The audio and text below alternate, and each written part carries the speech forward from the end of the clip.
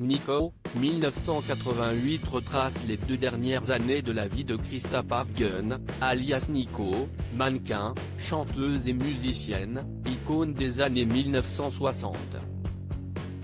En 1962, elle donne naissance à un fils, Harry, qu'elle a eu avec Alain Delon. Comme elle est incapable de s'en occuper, il est élevé par ses grands-parents paternels. Mais son propre géniteur refuse de le reconnaître.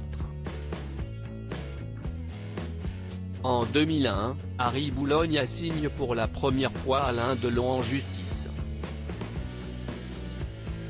Cette action survient concomitamment à la sortie de son autobiographie, L'amour n'oublie jamais, édition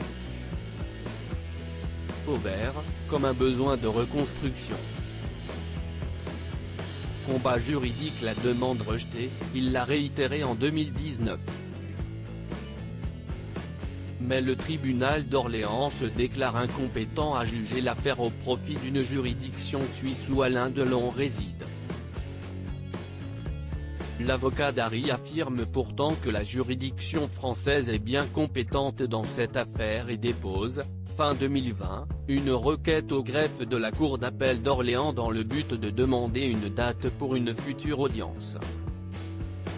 Mais le tribunal conclut à l'identique.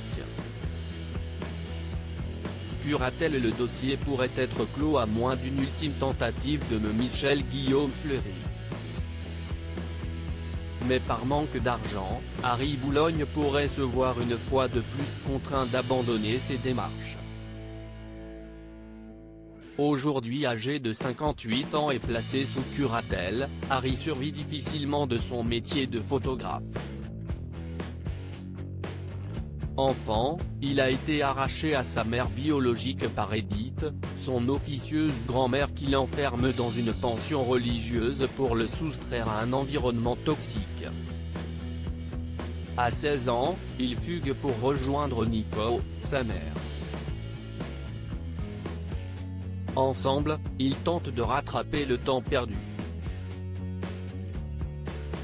Une vie perdue. Il la suit dans ses voyages de Londres à Ibiza, partage avec elle ses délires et ses seringues jusqu'à ce qu'elle meure accidentellement après une chute à vélo.